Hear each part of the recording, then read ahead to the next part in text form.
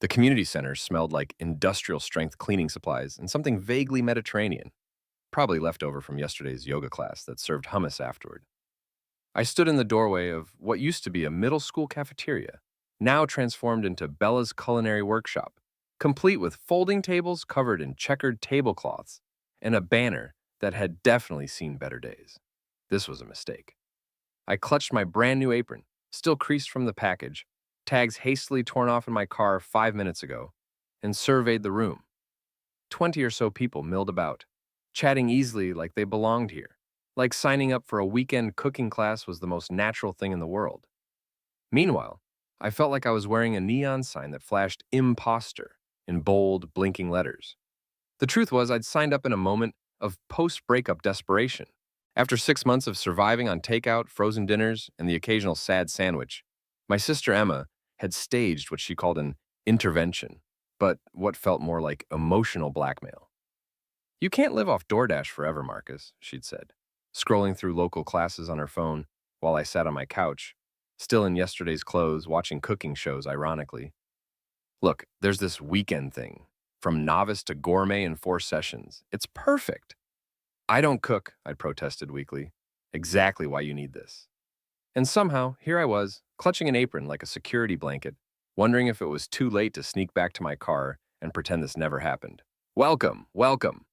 A woman with silver hair piled high in a messy bun appeared beside me, flour already dusting her chef's coat, despite the fact that class hadn't officially started. "First time with us?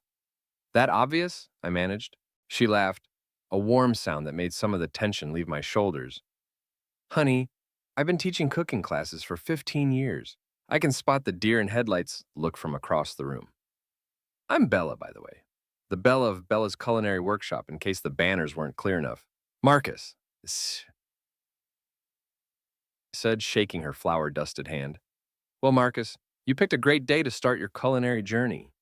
We're making fresh pasta with marinara sauce from scratch. Simple, forgiving, and absolutely delicious when done right." She paused, studying my expression.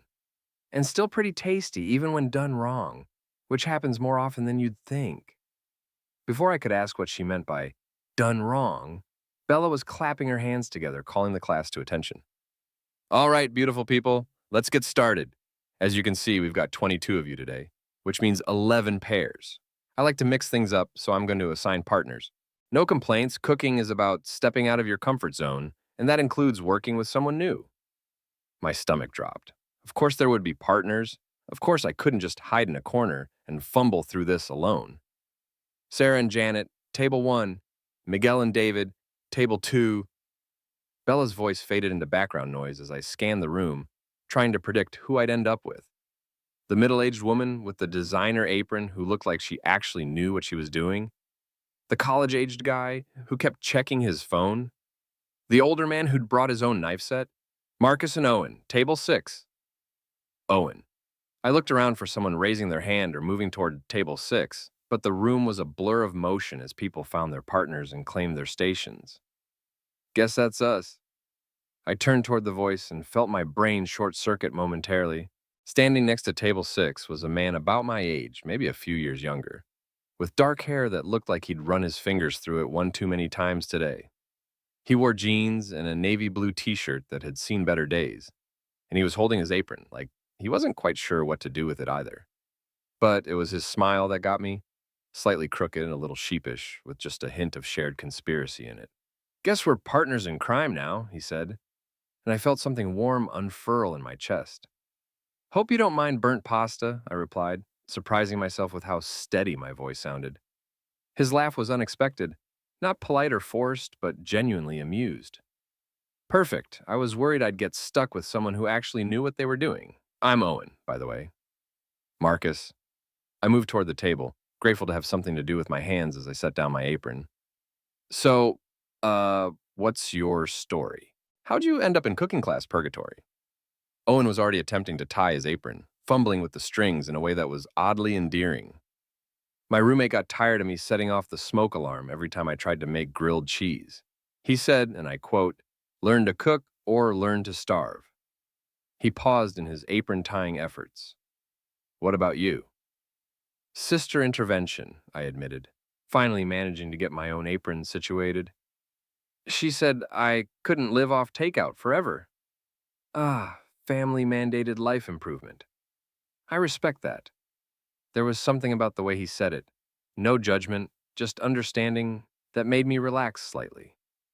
Maybe this wouldn't be a complete disaster. All right, everyone. Bella's voice cut through our conversation. Let's start with the basics. Today we're making fresh pasta, which means we'll begin with a simple egg pasta dough. You'll find all your ingredients at your stations along with a recipe card. Don't be afraid to get your hands dirty, literally. Pasta making is a hands-on experience. I looked down at our table. Flour, eggs, olive oil, salt, and what appeared to be enough ingredients to feed a small army. The recipe card was splattered with something that might have been tomato sauce from a previous class, making some of the instructions difficult to read. Okay, Owen said, picking up the card and squinting at it. Step 1. Make a well in the flour. How hard can that be?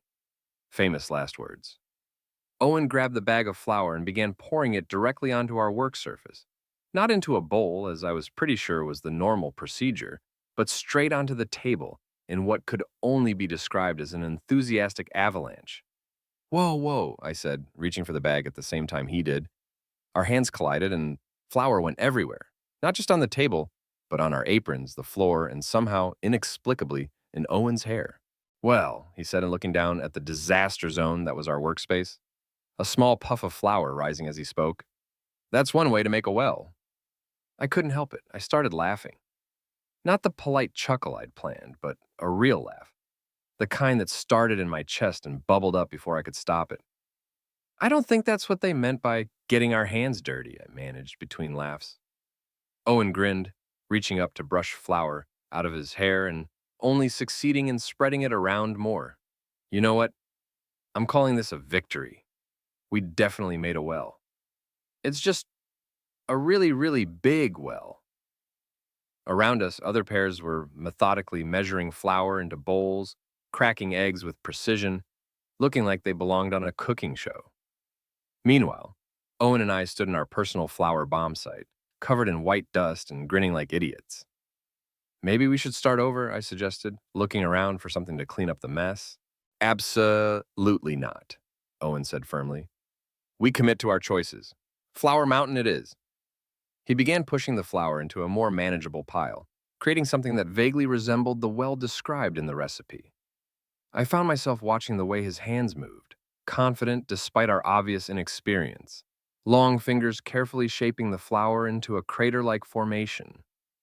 There, he said, stepping back to admire his handiwork. Now we crack eggs into the middle. How hard can that be? I winced. Maybe don't say that anymore. But Owen was already reaching for an egg, holding it over our flour well with the concentration of a surgeon. Okay, here goes nothing. The first egg cracked perfectly, sliding into the center of our flour crater without incident. Owen looked up at me with a triumphant grin. See, I've got this. The second egg exploded. I'm not exaggerating. It literally exploded, sending shell fragments and egg white flying in every direction. Some landed in our flour well, some landed on the floor, and a considerable amount landed on Owen's shirt. Oh, come on, Owen muttered, looking down at his egg-covered torso. I swear that egg was defective. Definitely defective, I agreed solemnly, trying not to smile as I handed him a kitchen towel. Probably a conspiracy by Big Egg to sabotage amateur cooks. That's exactly what this is, Owen said, dabbing at his shirt. They probably plant the exploding eggs in community center cooking classes just to mess with us. I was picking shell fragments out of our flour mixture when I felt eyes on us. Looking up, I caught Bella watching from across the room, her expression somewhere between amused and concerned. How are we doing over here? She asked, approaching our disaster zone with the careful steps of someone navigating a minefield. Great, Owen said brightly, gesturing to our flour and eggshell landscape. Really getting the hang of it. Bella looked at our workspace, then at us, flour-dusted and egg-stained, and her mouth twitched upward. I can see that. Maybe let me give you a quick demonstration. What followed was 5 minutes of Bella showing us the proper technique for everything we'd already done wrong. Make a smaller well. Crack eggs on a flat surface first, then pour them in. Mix gradually from the inside out. Use a fork, not your hands at first. It all seemed so obvious when she did it. Now, she said, after helping us create a new, much more reasonable flour well, try again, and maybe less enthusiasm this time? Owen caught my eye as Bella moved on to help another struggling pair. Less enthusiasm, he repeated in a stage whisper. There goes my entire personality. I snorted, then quickly covered it with a cough when I realized how loud it was. But Owen's grin told me he'd heard, and somehow, that made it even funnier. Our second attempt went better. Not good. Owen managed to get eggshell in the mixture again, and I somehow got flour on the ceiling, but better. We cracked eggs with only minor incidents, mixed the dough with only moderate amounts of cursing, and eventually ended up with something that vaguely resembled the pasta dough other people were making. All right, Owen said, surveying our lumpy, slightly gray creation. It's not pretty, but it's dough adjacent. Very dough adjacent, I agreed, almost aggressively dough-like. Now comes the fun part, Bella announced to the class. Kneading. This is where you really get to work out any frustrations. 10 minutes of good solid kneading, and your dough will transform. Owen picked up our sad lump of almost dough and placed it on the floured surface. Okay, dough, he said seriously. Time for your makeover. I watched as he began to knead, pushing the dough away with the heel of his hand, folding it back over itself, turning it a quarter turn and repeating.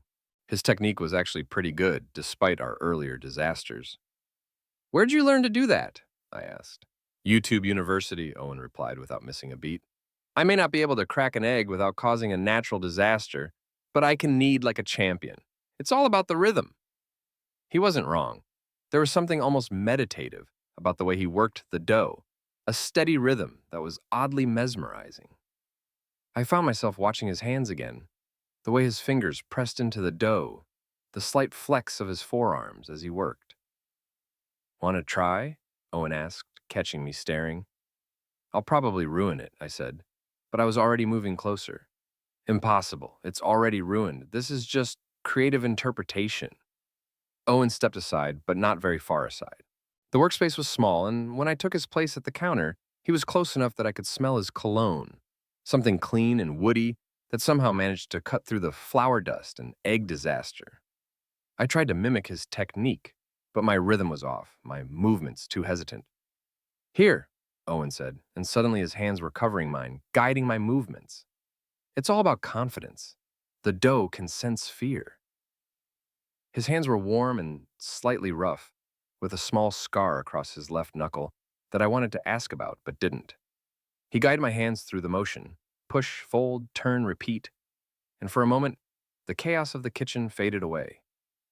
Better, he said softly, and I realized he was standing close enough that I could feel his breath on my shoulder. I turned my head slightly and found his face inches from mine. His eyes were brown, I noticed for the first time.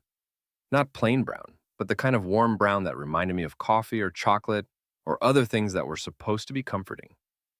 There was a small patch of flour on his cheek that he'd missed, and I had the strangest urge to brush it away. I said intelligently. Yeah, Owen replied, which wasn't really a response, but somehow made perfect sense.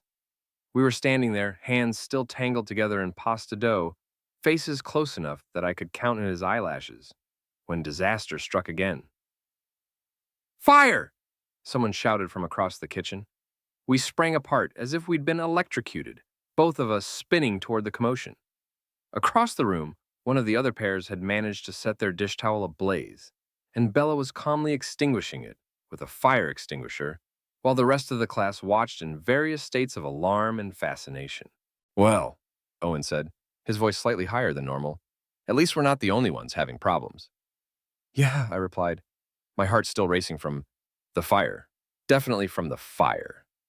By the time Bella had dealt with the minor kitchen fire and returned to circulating among the pairs, Owen and I had managed to knead our dough into something that actually looked like pasta dough.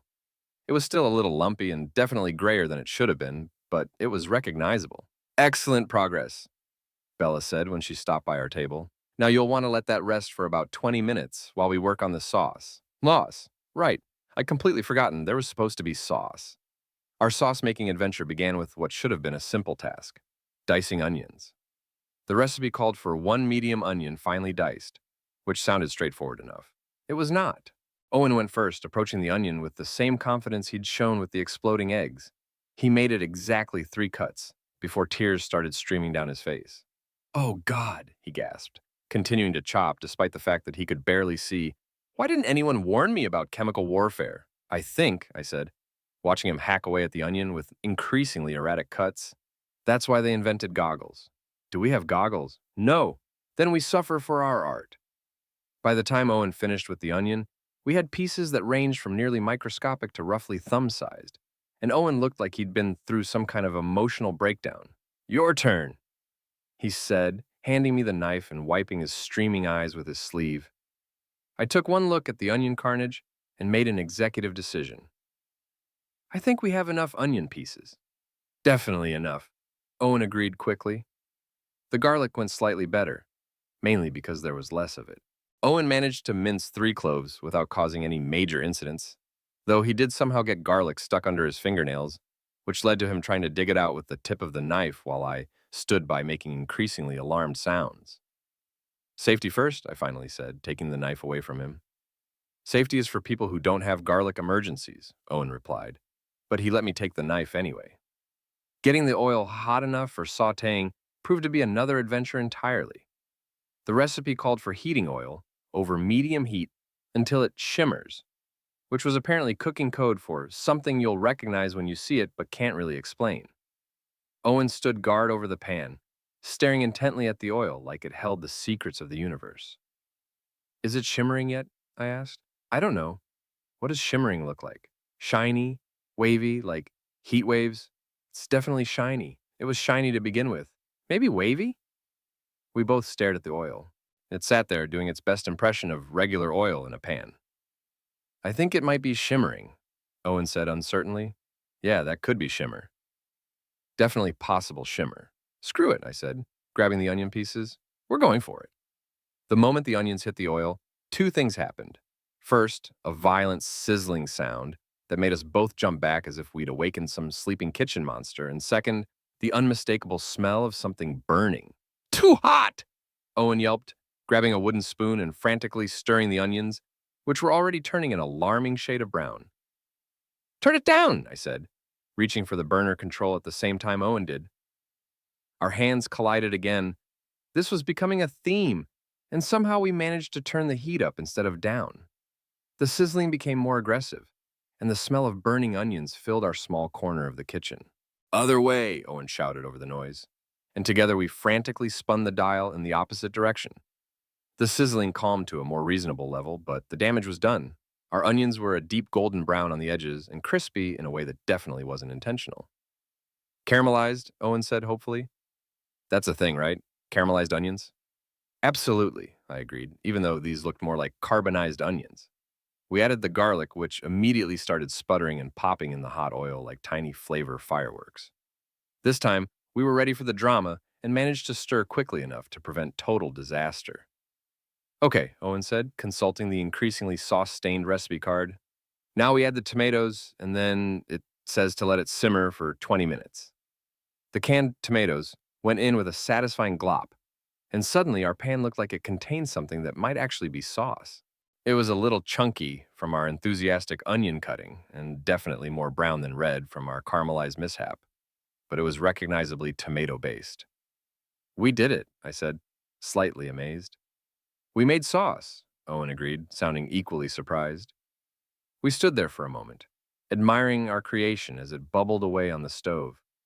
It wasn't pretty, and it definitely didn't look like the glossy, perfectly smooth marinara sauce Bella was demonstrating at the front of the room. But it was ours. "Okay," Bella announced. "While your sauces are simmering, it's time to roll out your pasta dough. We'll be making fettuccine today, so you'll want it to roll it quite thin." Rolling pasta dough, it turned out, was yet another skill that looked deceptively simple and was actually impossibly difficult. Our first attempt resulted in what could generously be described as a pasta pancake, thick, uneven, and roughly the shape of a deflated football. "I think," Owen said, surveying our handiwork, "we might be doing this wrong." "What gave it away?" I asked. "The fact that it's an inch thick or the fact that it looks like roadkill?" "Definitely the roadkill thing." Bella appeared at our table again, drawn by what I was beginning to suspect was a cooking disaster radar that all professional chefs possessed. "Let me show you," she said kindly, taking our rolling pin and demonstrating the proper technique. "Start from the center and roll outward. Turn the dough a quarter turn every few rolls to keep it even. And don't be afraid to use flour to prevent sticking." Under her guidance, we managed to produce something that actually looked like pasta dough, thin, relatively even, and recognizably rectangular. "Now," Bella said, "you'll fold it loosely and cut it into strips, about a quarter-inch wide for fettuccine." The cutting went about as well as everything else had gone, which is to say poorly, but with enthusiasm. Owen wielded the knife with the concentration of a samurai, resulting in pasta strips that varied wildly in width. Some were thread-thin, others were nearly an inch wide, and a few were so irregularly shaped they looked more like pasta abstract art. "Rustic," I offered. "Artisanal," Owen countered. "Handcrafted with love and absolutely no idea what we're doing." By the time we were ready to cook our pasta, the kitchen was filled with the sounds and smells of 22 people, all attempting the same recipe with varying degrees of success. Some pairs had produced restaurant-quality dishes that made me deeply question my life choices. Others, like the couple who'd started the earlier fire, had created what appeared to be some kind of tomato-based abstract sculpture. We fell somewhere in the middle. Our sauce was bubbling away, looking chunky but edible, and our pasta was, well, it was definitely pasta-shaped, even if the shapes were more impressionistic than traditional. "Water's boiling," Owen announced, gesturing to our pot of rapidly bubbling water. "Moment of truth," I said. We dropped our irregular pasta shapes into the boiling water and watched as they immediately began doing things that I was pretty sure pasta wasn't supposed to do. The thin pieces disintegrated almost immediately, while the thick ones bobbed around like little pasta life preservers. "How long are we supposed to cook it?" Owen asked, stirring gently with a wooden spoon. "The recipe says 2 to 3 minutes for fresh pasta. What if half of it is too thin and half of it is too thick? Then we cook it for exactly 2.5 minutes and hope for the best." 2.5 minutes later, we drained our pasta, which had achieved a texture that could best be described as varied. Some pieces were perfectly al dente. Others had reached a state that was closer to pasta soup, and a few stubborn thick pieces were still chewy enough to be a choking hazard. "Plating," Owen said with the air of someone announcing the final stage of a complex military operation. We spooned our chunky, brown-tinged marinara sauce over our irregular pasta shapes and stepped back to admire our creation. It was, without question, the most unappealing plate of pasta I'd ever seen. The sauce was the wrong color, the pasta looked like it had been cut by someone having a seizure, and there were what appeared to be small pieces of eggshells scattered throughout like some kind of crunchy garnish. "It's," I began. "Terrible," Owen finished. "Absolutely awful. A complete disaster. An insult to Italian cuisine everywhere." We looked at each other and started laughing again. Not the polite chuckling of people trying to make the best of a bad situation, but the kind of helpless, doubled-over laughter that happens when everything goes wrong. And somehow, that makes it perfect. "Should we try it?" Owen asked when we'd recovered enough to speak. "We have to," I said. "After everything we've been through together, we owe it to the pasta." Owen grabbed 2 forks from the utensil station and handed one to me. Together, and we each wound some of our Frankenstein pasta around our forks and, on a count of 3, took a bite. It was not good. The sauce was too salty from our caramelized onions. The pasta had the texture of rubber bands mixed with baby food, and there was definitely eggshell crunching between my teeth. But somehow, seeing Owen's expression mirror my own, eyes watering slightly, jaw working overtime to chew the tough bits, but still smiling, made it the best terrible meal I'd ever had. "You know what?" Owen said after he'd managed to swallow. "I've had worse." Liar. "Okay, I haven't, but I've definitely had less memorable meals." Around us, other pairs were finishing up. Some proudly displaying Instagram-worthy plates of perfect pasta, others quietly disposing of evidence of their culinary crimes. But Owen and I stood at our flour-dusted, sauce-splattered table, picking eggshells out of our disaster pasta and grinning like we'd just won a cooking competition. "All right, everyone," Bella called out, clapping her hands for attention. "Time to clean up your stations. And don't forget, we'll see you all next week for Lesson 2, Risotto." My heart did a little skip. Next week. That meant same partners for next week, Bella continued, as if she'd read my mind. You've spent today learning each other's kitchen styles, so we'll build on that foundation. I looked at Owen, expecting to see the same mild panic I was feeling about spending another 3 hours trying not to burn down a kitchen. Instead, he was looking at me with something that might have been anticipation. Think you can handle another round of culinary chaos? He asked. The smart answer would have been no. The safe answer would have been to suggest we maybe try partnering with people who actually knew what they were doing. The honest answer would have been that I'd spent the last 3 hours having more fun than I'd had in months, despite creating what was probably the worst plate of pasta in the history of Italian cuisine. Wouldn't miss it, I said, and meant it. Owen's smile was different this time, not sheepish or apologetic, but warm, and maybe a little bit pleased.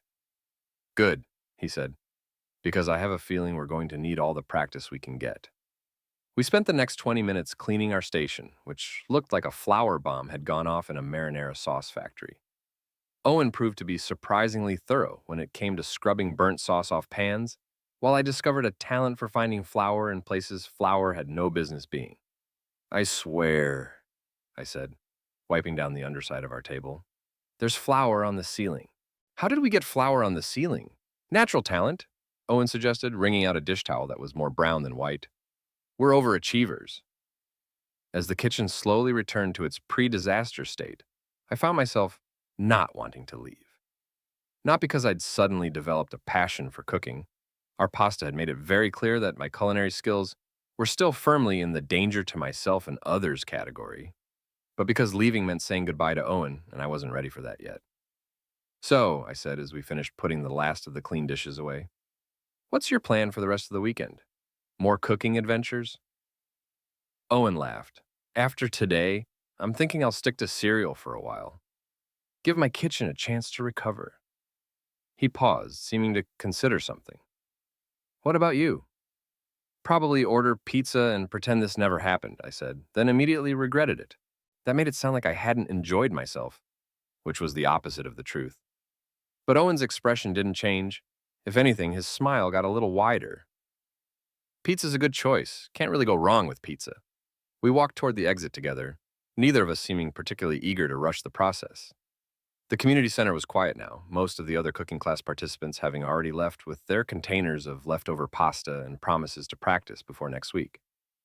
Hey, Owen said as we reached the parking lot. Thanks for being such a good sport about, well, all of it. I know I'm probably not the cooking partner you were hoping for. I stopped walking and looked at him. He was being serious, I realized, genuinely concerned that he'd somehow ruined my cooking class experience with his exploding eggs and caramelized onion disasters. Owen, I said, you made the worst pasta I've ever tasted, got flour in my hair, and nearly set the kitchen on fire. His face fell slightly. And it was the most fun I've had in a month, I continued. So thank you. The smile that spread across his face was worth every terrible bite of eggshell pasta. Same time next week? He asked. Same time next week, I confirmed. I watched him walk to his car, a slightly beat-up Honda with a bike rack on top and what looked like climbing gear in the back seat. He turned to wave before getting in, and I waved back, probably a little too enthusiastically. As I drove home, I found myself replaying moments from the afternoon.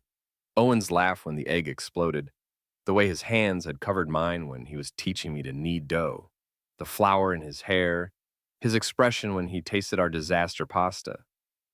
It wasn't about the food at all, I realized as I pulled into my driveway. The pasta had been terrible, the sauce had been worse, and I was pretty sure we'd violated several health codes in the process of making it. But somewhere between the flour explosion and the eggshell surprise, something had shifted. What had started as a sister-mandated attempt to learn basic life skills had turned into something else. Something that made me look forward to next Saturday in a way that had nothing to do with risotto, and everything to do with a man who could make disasters feel like adventures. I sat in my car for a moment after turning off the engine, unable to stop smiling. Next week, Bella had said. Same partners. I couldn't wait. Part 2. The Art of Stirring. Saturday morning came with an unseasonable warmth that made me question every clothing choice I'd made. I'd changed shirts 3 times before settling on a blue button-down that Emma had once said brought out my eyes. Not that I was trying to impress anyone, of course. This was just cooking class. Educational, practical. Definitely not about the way Owen's eyes crinkled when he laughed. I arrived at the community center 20 minutes early, which was either embarrassingly eager or strategically smart, depending on how you looked at it. The parking lot was mostly empty except for a few cars that probably belonged to the yoga class that met before us, and Bella's ancient Subaru covered in bumper stickers promoting various local farmers markets. I sat in my car for a few minutes, pretending to check my phone while actually trying to calm the ridiculous flutter of nerves in my stomach. It was just cooking class. The same cooking class where I'd made the worst pasta in culinary history. There was no reason to be nervous, except there was Owen. I'd spent the week thinking about him at the most random moments. Wednesday morning, making coffee, I'd remembered the way he'd stirred our disaster sauce with complete focus, despite the fact that it was obviously burning. Thursday afternoon, stuck in traffic, I'd found myself smiling at the memory of his expression when the egg exploded. Pure shock followed by immediate laughter. Friday night, Emma had caught me grinning at my phone while scrolling through a cooking blog I'd never shown interest in before. "You're being weird," she'd announced, flopping down next to me on the couch. "I'm not being weird. You're reading about risotto techniques. You don't even like rice. It's for class." Uh-huh. She'd given me the look, the one that said she knew exactly what was going on, even if I didn't. "So this cooking class is going well? It's educational. And your partner? Also educational." Emma had laughed, but she'd dropped the subject, which was almost worse than if she'd kept pushing. It meant she'd already figured out whatever it was I was still trying to pretend wasn't happening. A car door slammed in the parking lot, pulling me from my thoughts. Through my rearview mirror, I saw a familiar figure walking toward the building, dark hair catching the morning light. The same easy stride I'd been replaying in my head all week. Owen was early, too. I waited a beat before getting out of my car, not wanting to seem like I'd been sitting there waiting for him, even though I absolutely had been. By the time I made it to the entrance, he was holding the door open with that same crooked smile from last week. "Well, well," he said. "Look who's eager to get back to culinary disaster." "Says the man who got here before me," I replied, grateful that my voice sounded normal despite the way my pulse had picked up at seeing him again. "I was in the neighborhood," Owen said, clearly lying since we both knew the community center was in the middle of nowhere. "Just happened to be driving by at 8:40 in the morning on a Saturday." Very believable. I thought so. We walked into the building together, and I caught a whiff of the same cologne from last week, clean and woody and completely distracting.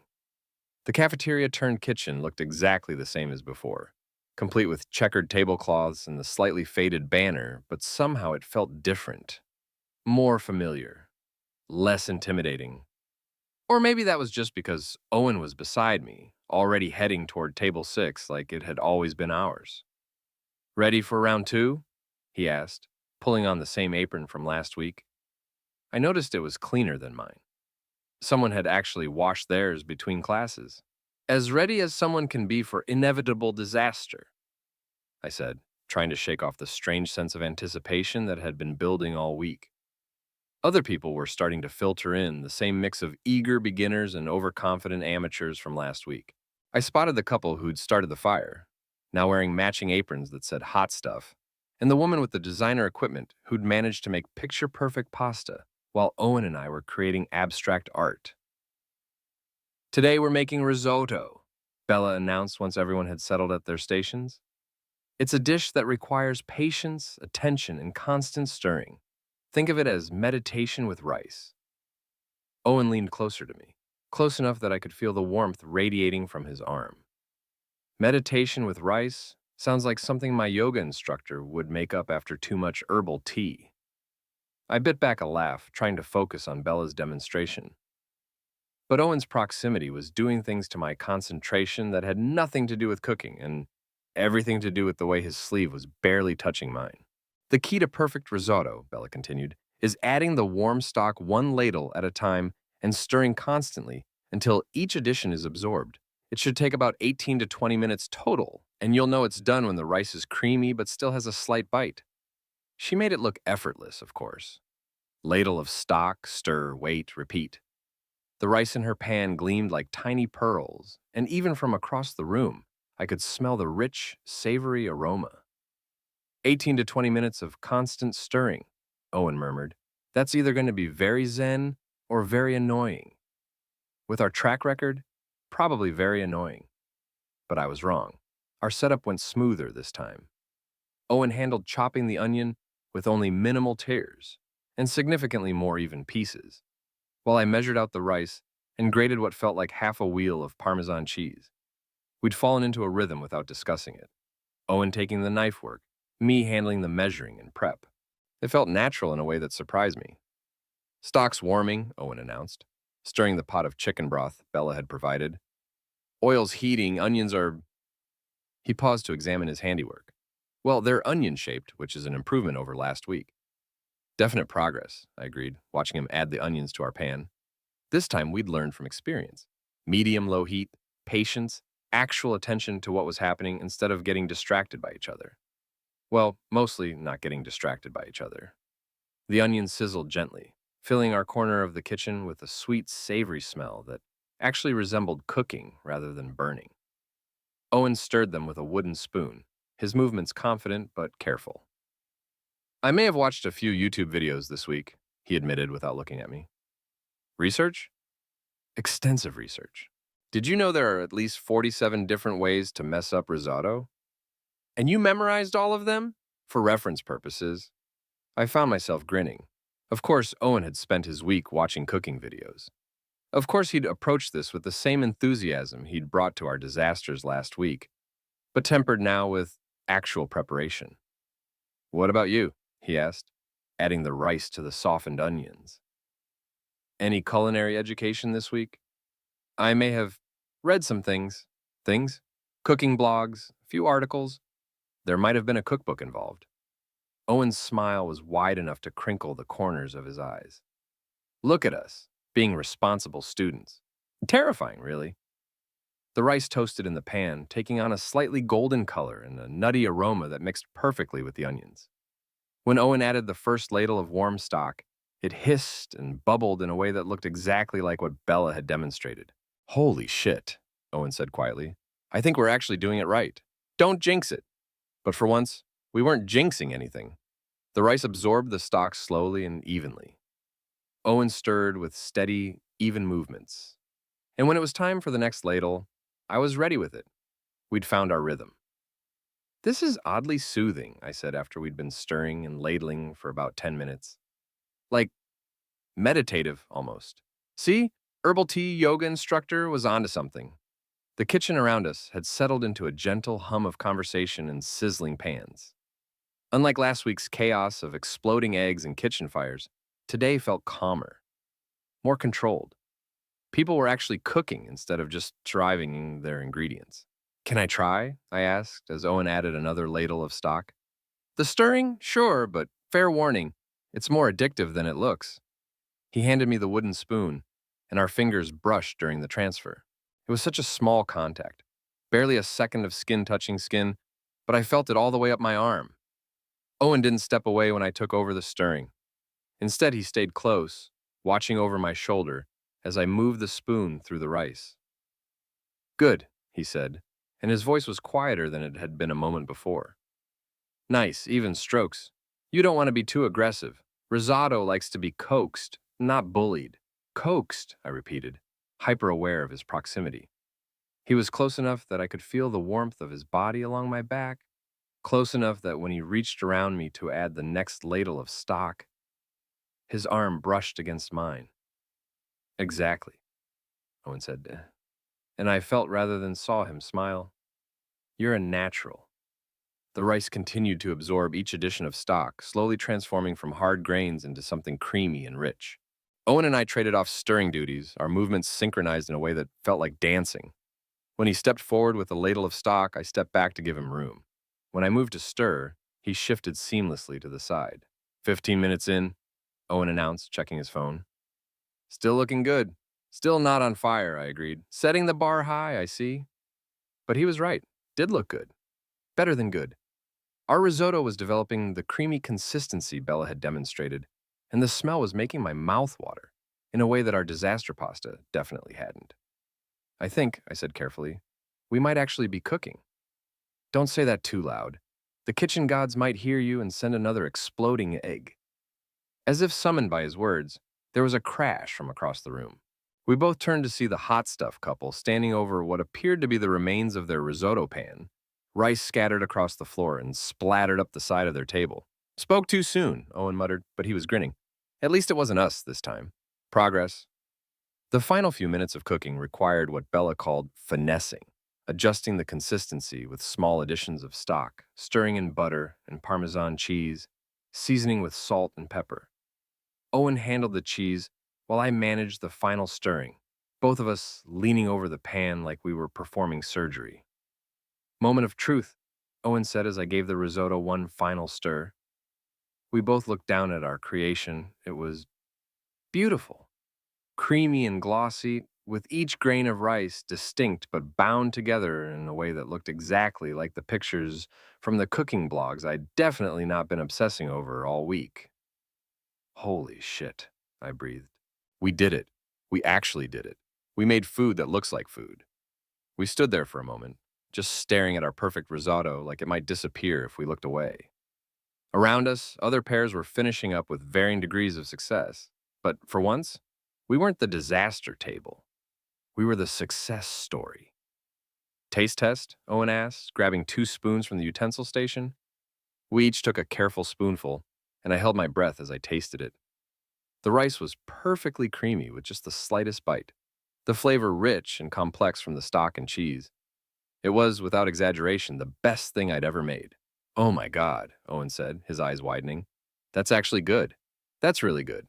That's restaurant good. We made restaurant-quality food. We looked at each other and started laughing. Not the helpless, disaster-induced laughter from last week, but the kind of delighted laughter that comes from unexpected success.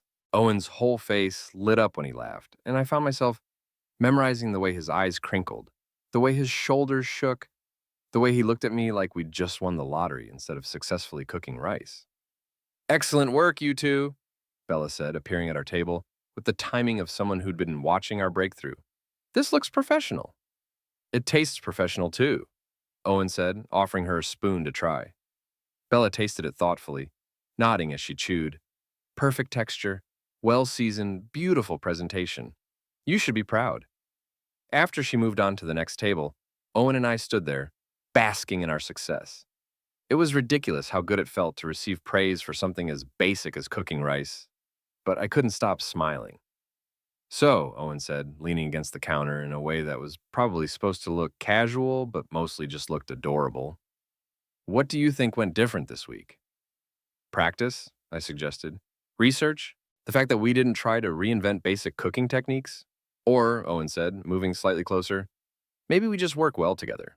There was something in his voice that made me look up from our perfect risotto. His expression was softer than usual, less teasing and more something else. Something that made my heart do that fluttering thing again. Maybe we do, I said quietly. We were standing closer than was strictly necessary for cooking conversation. Close enough that I could see the small scar on his knuckle that I'd noticed last week. Close enough that I could count the flecks of gold in his brown eyes. Cleanup time, Bella called out, breaking the moment. And don't forget to take some of your risotto home. You've earned it. The spell broke, and we both stepped back, suddenly very interested in packing up our stations. But as we cleaned our pans and wiped down our workspace, I kept catching Owen watching me, and every time our eyes met, he'd smile in a way that made me forget what I was supposed to be doing. Same time next week? Owen asked as we finished packing our leftover risotto into the containers Bella had provided. Definitely, I said, probably too quickly. What are we making next week? Pasta from scratch again, but with different sauces. Pesto, Alfredo, and something called puttanesca that Bella says is rustic and forgiving. Sounds like it was designed for us. I was thinking the same thing. We walked toward the exit together, the same slow, reluctant pace as last week. Neither of us seemed eager to end the morning, despite the fact that we'd been there for 3 hours and had successfully completed our assignment. Hey, Owen said as we reached the parking lot. I know this might sound crazy, but want to grab a bite? You know, food that's actually edible?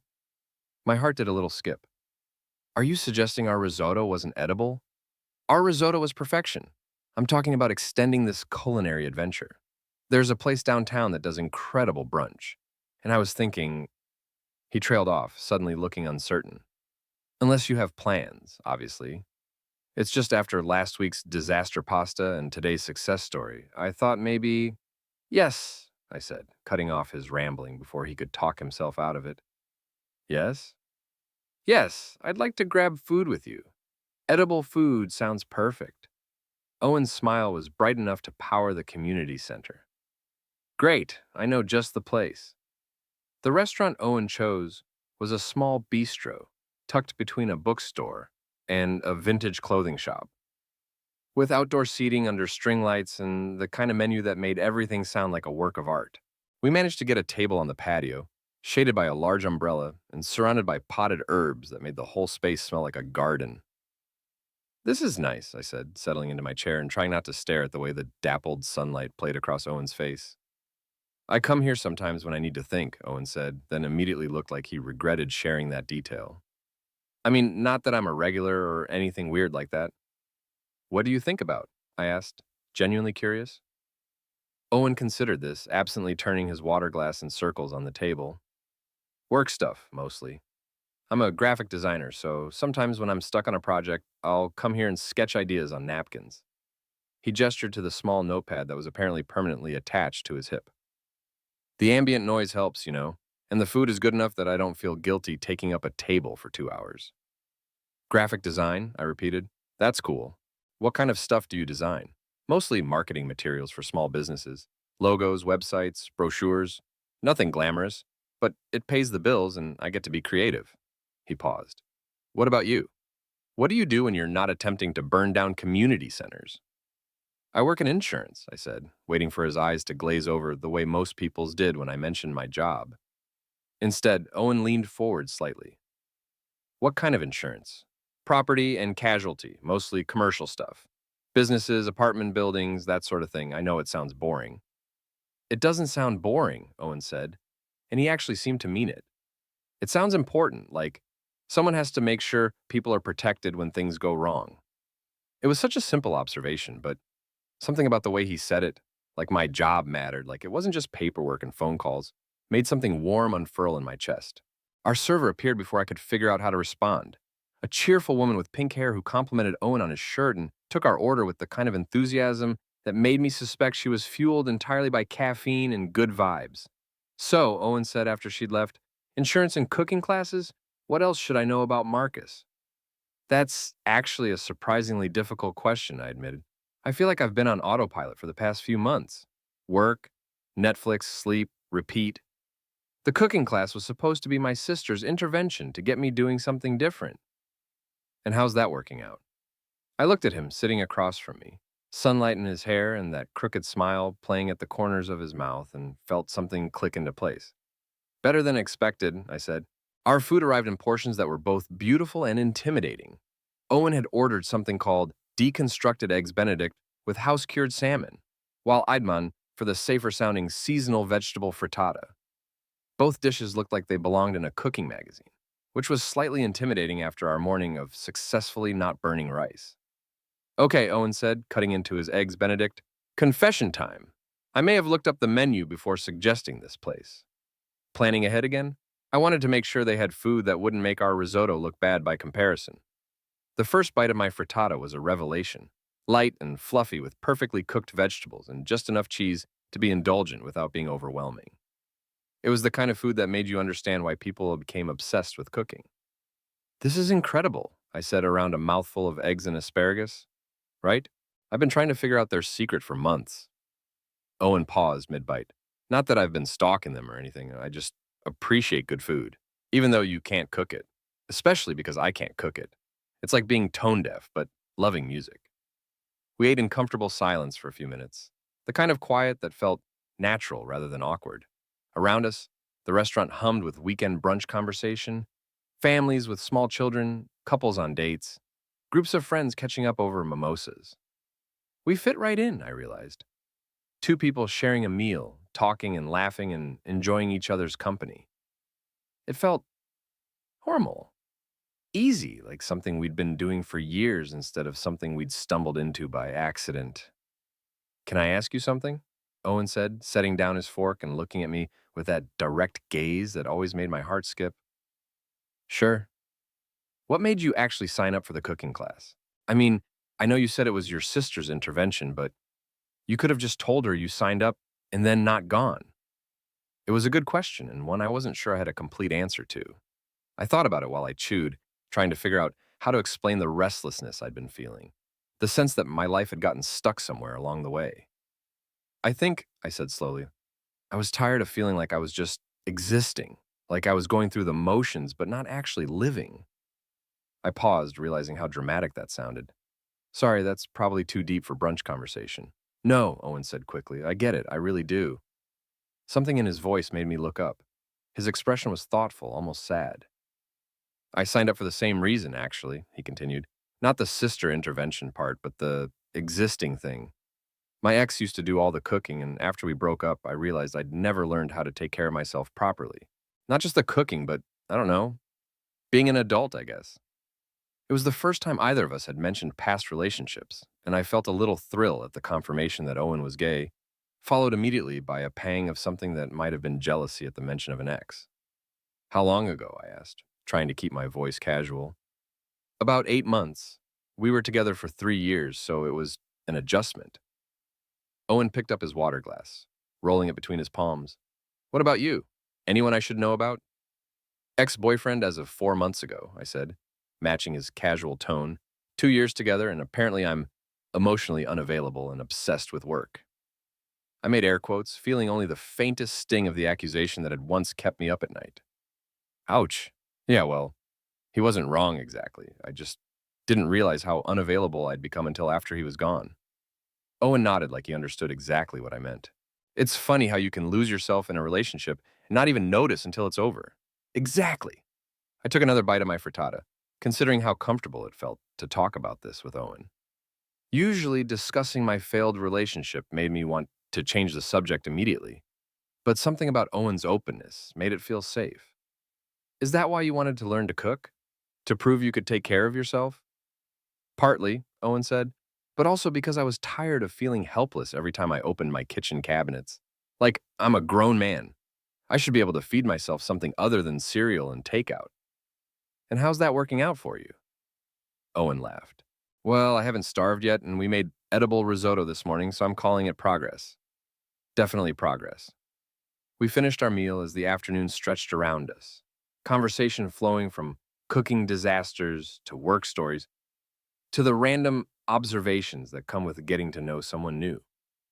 Owen told me about his most difficult client, a lawyer who wanted a logo that was professional but also fun, serious but approachable, traditional but modern. And I found myself laughing harder than I had in months.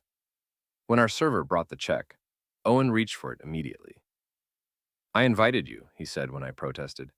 Besides, you provided the entertainment value with your confession about reading cooking blogs. I researched risotto techniques, I said defensively. That's not the same as entertainment. It's pretty entertaining. We walked back toward the community center, where we'd left our cars, the afternoon sun warm on our faces, and the downtown streets busy with weekend shoppers and families. It should have been a 5-minute walk, but somehow we managed to stretch it into 20, stopping to look in shop windows and continuing our conversation from the restaurant.